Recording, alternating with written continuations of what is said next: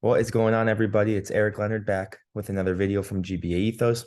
Listen, with the recent release of the USA men's squad for the World Cup, I wanted to get into a reaction video because I've seen the first one, but I didn't really get a chance to kind of go over some of my thoughts with some of the players who made it and some of the players who were left out. So we're going to go over the video together, and I want to know which ones you agree with me and which ones are a bit controversial. All right, so I'm going to share my screen here.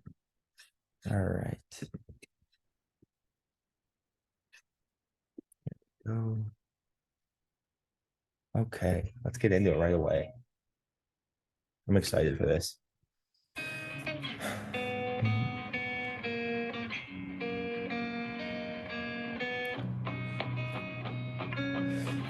Right. So my first question, obviously, for you guys is, isn't this, isn't Greg the youngest um, coach for the USA men's team to go to a World Cup? Obviously, this guy has a lot of talent and experience. He played over at Crystal Palace. But my question to you is, as a manager, is he one of the youngest? Fact check me on that one. But we know who the manager is.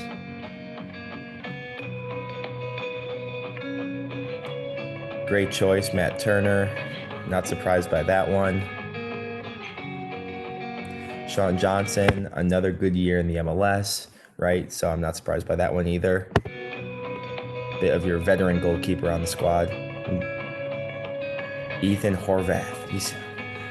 See, my initial thought, and this is where a lot of the controversy comes from, is do you leave out Zach Steffen or do you not? Now, correct me if I'm wrong, but I think he was going through some personal issues, which is one of the reasons. But also, if you guys have been watching, Ethan has been in fantastic form at Luton Town, which that's going to be a massive theme over this video is that players, in my opinion, Greg was picking players who are in form. And at the end of the day, if you see someone and you're watching them and they're in form, you want to continue that momentum going straight into the World Cup. So there's our first possible controversial one, leaving Zach Steffen off the roster. Not too disappointing though. Cameron Carter. Okay, I don't remember how many caps he had with men's team, but once again another player who I don't know if I would have added on compared to. Okay, there's Walker Zimmerman. I agree with that one. Let's see if they just doing center backs first. Aaron Long. Okay, I'm guessing one more center back. Tim Ream. Wow. See, I'm happy about this one because I think Tim deserved it. He's been playing excellent at Fulham. Um, there's your veteran leader on the team. He's got experience. I think it's a good choice. Anthony Robinson, we knew that one was coming. Serginho Dest, which to be fair, Serginho is probably one of our best right backs, one of the best right backs in honestly in the world, but at his age. But the problem is that he started off great at Barcelona, and then he kind of lost form a little bit. And I haven't really followed him since his move to AC Milan. But I think you have to include a guy like that. Who else? Joe Scally. Okay. You know what? I remember watching him play, and uh, another guy that I was super impressed with his technical ability, but also his speed as someone with a bit more height on the outside. So I'm not mad about that one. I wonder if Yedlin. Okay, there he is. Okay. Once again, he's been to a World Cup. Quality player. You have to bring him. Is that it, or is there any more center backs? Shaq Moore. Yeah, that's another one we probably saw coming. Wow. So that means two noticeable guys that left out: John Brooks from Benfica, who has been in decent form, and then Reggie Cannon from Boavista. Two center backs, and the ones that got over him were Tim Ream and then Aaron Long. So I'm not mad about Tim Ream. If I would change one, I'm not saying it would be John Brooks because he isn't the fastest guy, but Reggie Cannon has been in form at Boa Vista, and we already have four center backs. Um, So my question is, do you bring Aaron Long, or do you bring another outside back just in case someone on the left like Anthony Robinson gets hurt? So that'd be my only question, but not too much controversy there. All right, let's keep this going. Midfielders. Mm-mm. Tyler Adams, obviously, this is our number 1-6. He's probably played in almost every one of the World Cup qualifier games, if not every one of them. He's in great form at Leeds United right now, so this is, for me, no brainer. Costa, another guy, just won an MLS Cup with LAFC, and I think that his recent form will actually help argue a spot for him to get more playing time. I thought it was always, watching. I thought it was Greg Berhalter was seeing it between Adams and Acosta, and then there were a couple of games where they've actually played both of them at the same time, and I wasn't mad about that. I think Acosta has a lot to offer going forward, but he also has an excellent work rate. But at the end of the day, I think Tyler Adams needs to be our lone six. It's just a question of who else is going to be with Adams in the middle. But Acosta is definitely one you need to add on the roster. Weston McKennie,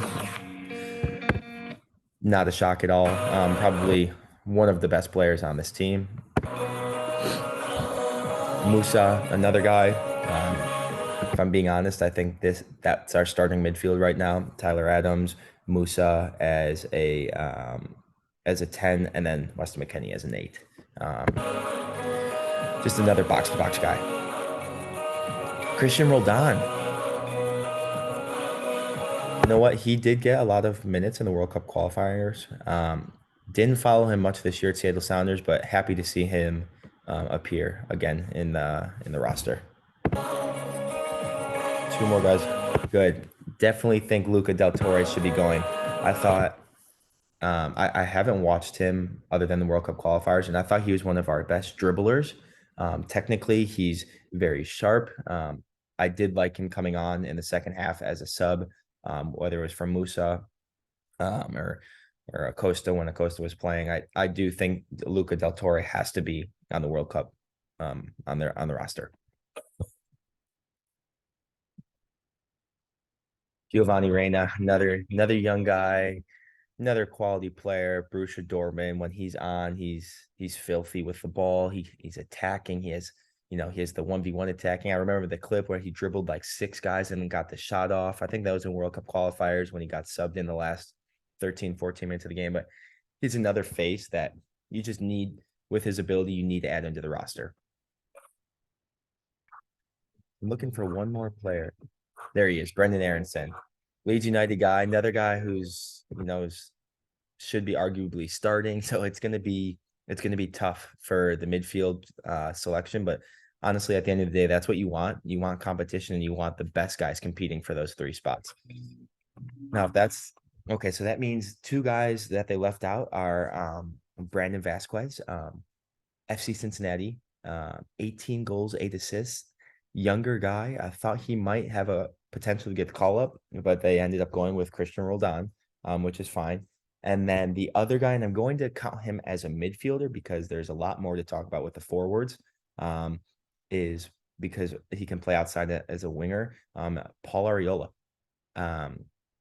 Super surprised that he did not make the roster. I sneak peek. I know the forwards, and I know he's not in one, but I usually consider him as a midfielder in this formation that Greg plays. He's more of an outside mid per se, but I think you need to include someone like Paul Arriola because he's had, experience in previous World Cups, but he's also had a great campaign at FC Dallas. And we'll get into the guy right now that I think most people are comparing him to. So I'll stop and talk about him here in a sec.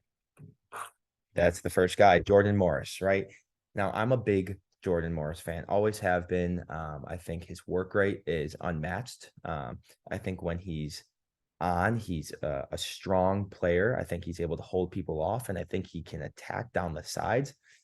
My only problem is that if we're going based on form, if you look at the 2 of them and their MLS seasons, right? Morris had 7 goals and 4 assists, and then Paul Arriola had 9 goals and 5 assists.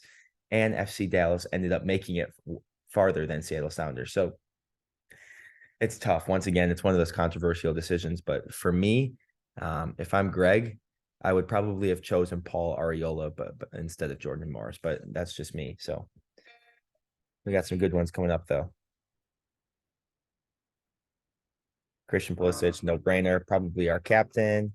Honestly, if not McKennie, then Christian is our best player, best attacker for sure. So we need him to have a good showing at the World Cup because he struggled at Chelsea for playing time, and actually at one point I think he wanted out, but really hoping and praying for this guy to shine this World Cup. Timothy Way, another guy important to us for World Cup qualifiers. Not surprised to see his name. Josh Sargent. This one is probably one of the most controversial ones because you've got two other guys that you could put in front of him, but let's let the rest play and then we'll come back and talk about that. Jesus Ferreira, I think he needs to be on the roster. His work rate up top, his pressing features fits Greg Berhalter's style perfectly. I think you need to have him too. Haji Wright. Now, I know a lot of people don't agree with this one, but I'll tell you what, right now, he is in form. He's scoring goals for his club team and staying online with what we've been talking about this entire video. You got to bring him to the World Cup. That's the last one then. Yeah, that was the last one. So that means two guys who people I think were expecting. So if you take out Morris and you take out Josh Sargent and you leave Paul Arriola as a midfielder, then if you were to replace two forwards, obviously the most known ones would be number one would be Jordan Pefok.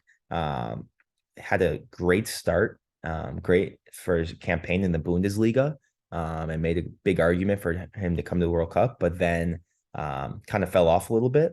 So staying in line with what Greg Berhalter has been showing by this roster, I see why he wasn't added. However, the biggest one, and in my opinion, a big mistake, is not bringing Ricardo Pepi. Not only is Ricardo Pepi, a young baller, he's been performing well with his club team. Actually, with his club team, he wasn't getting minutes. And in order to help give him the best chance to going to the World Cup, he ended up not relegating, but leaving and going to a lower division team where he knew he was going to get minutes. And then he ended up scoring goals immediately.